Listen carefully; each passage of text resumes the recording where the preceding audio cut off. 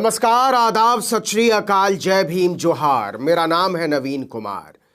अरबों रुपए की जालसाजी के आरोपों में घिरा हुआ एक डरपोक कारोबारी जो कि अब पूरे देश को उल्लू बनाने पर उतर आया है, उसकी हिम्मत इस कदर बढ़ गई है कि वो अपने आप को भारत समझने लगा है, अपने आप को संविधान समझने लगा है, अपने आप को भारत की संप्रभुता समझने लगा है। मतलब उसकी हिम्मत देखिए कि वो कह रहा है मेरे ऊपर लगे आरोप पूरे भारत देश पर लगे आरोप हैं। मतलब वो खुलेआम कह रहा है कि हिंडनबर्ग अडानी को नहीं पूरे देश को जालसाज बता रहा है। हिंडनबर्ग ने कहा खबरदार, अपने आप को भारत समझना बंद करो। तुम भारत नहीं हो, भारत पर बोझ हो, भारत पर कलंक हो और तुम्हें इसका जवाब देना पड़ेगा। हम तुम्हारे फर्जी राष्ट्रवाद के झांसे में आने वाले नहीं हैं। तुम्हारी पोल पट्टी खुल चुकी है। सारा हिसाब किताब सामने रखो। जरा पूरे मामले को समझिए कि कैसे गौतम अडानी और हिंडनबर्ग के बीच छिड़े घमासान में अरबों रुपए की जालसाजी से घिरे एक आरोपी ने पूरे देश को दांव पर लगा दिया है। हिंडनबर्ग के आरोपों के बाद हिले और गिरे हुए गौतम अडानी ने एक बयान जारी किया। और बयान क्या है? पूरी किताब है।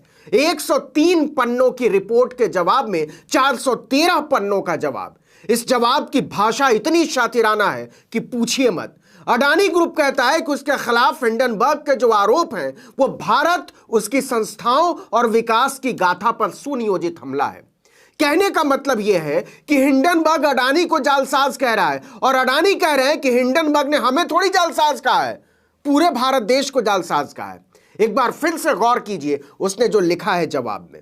इससे पता चलता है कि गौतम अडानी कितना शातिर खेल खेल रहे हैं। ग्रुप ने लिखा है यह केवल किसी विशिष्ट कंपनी पर एक अवांछित हमला नहीं, बल्कि भारत, भारतीय संस्थाओं की स्वतंत्रता, अखंडता और गुणवत्ता तथा भारत की विकास गाथा एवं महत्वाकांक्षाओं पर एक सुनियोजित हमला है।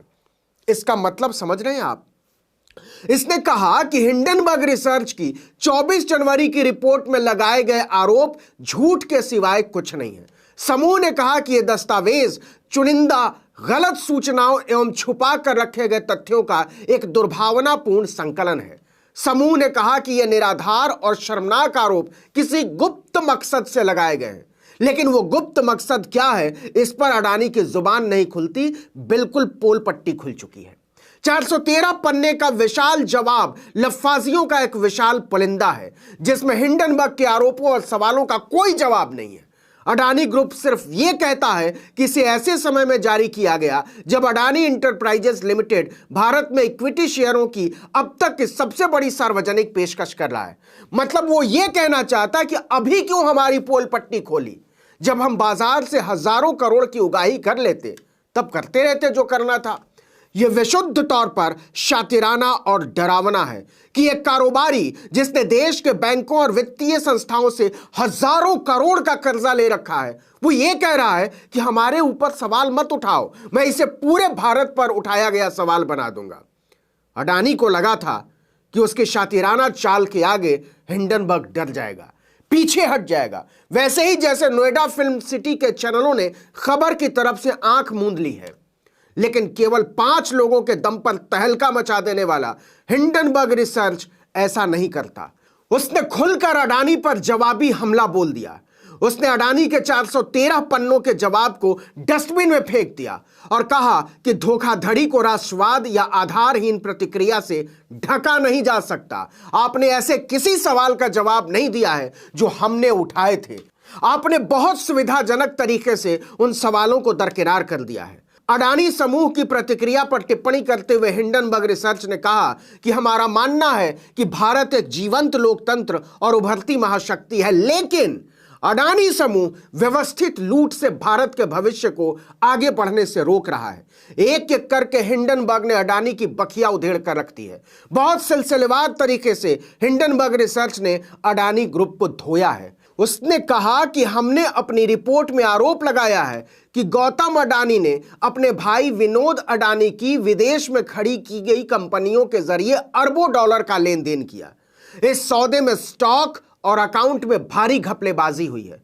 लेकिन अडानी कहता है कि गौतम अडानी के भाई विनोद अडानी का इस मामले में कोई लेना देना ही नहीं, वो पार्टी ही नहीं है, इसलिए हमारी कोई जवाबदेही नहीं बनती है।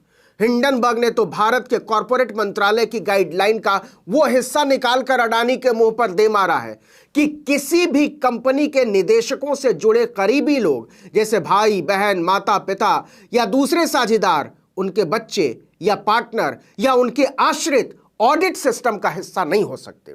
इसे फाइनेंशियल अकाउंटिंग स्टैंडर्ड प्रोसीजर कहते हैं।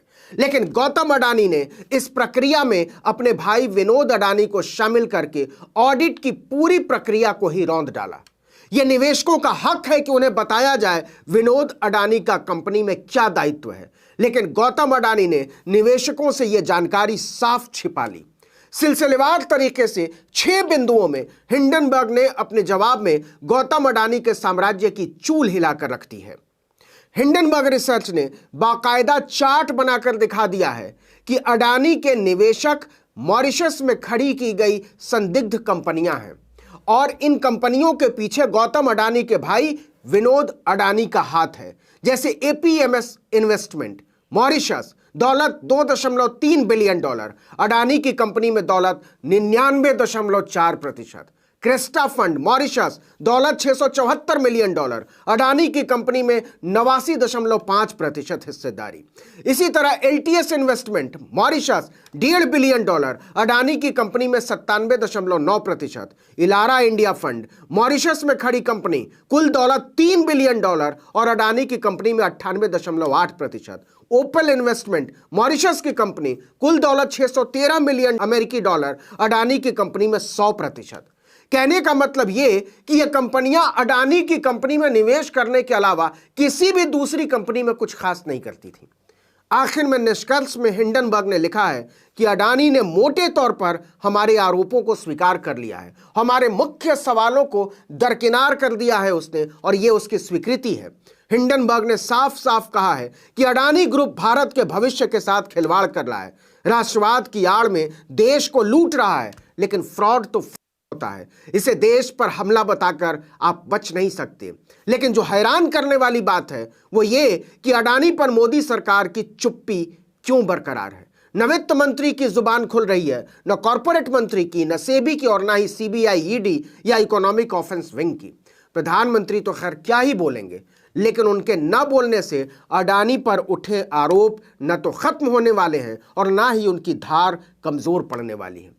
जिस बाजार के नियमों के साथ अडानी खेल रहे थे, उसी बाजार ने अडानी को वैसा पटका है कि उनकी सारी होशियारी और कलाकारी धरी की धरी रह गई है। इस वीडियो में इतना ही, लेकिन अगर आपने आर्टिकल 19 इंडिया को अब तक सब्सक्राइब नहीं किया तो फौरन कर लीजिए, बेल आइकॉन दबाइए, घंटी जैसी आकृति लाइक कीजिए और कमेंट करके बताइए हमारा वीडियो आपको कैसा लगा। यूट्यूब पर देख रहे हैं तो हमारे चैनल को सब्सक्राइब कर लीजिए, फेसबुक पर देख रहे हैं तो हमारे पेज को लाइक कर लीजिए, इंस्टाग्राम पर हमें फॉलो कीजिए और हमारा ट्विटर हैंडल है article19_India और मेरा ट्विटर हैंडल है नवीन जर्नलिस्ट। आप मुझे भी फॉलो कर सकते हैं। नमस्कार।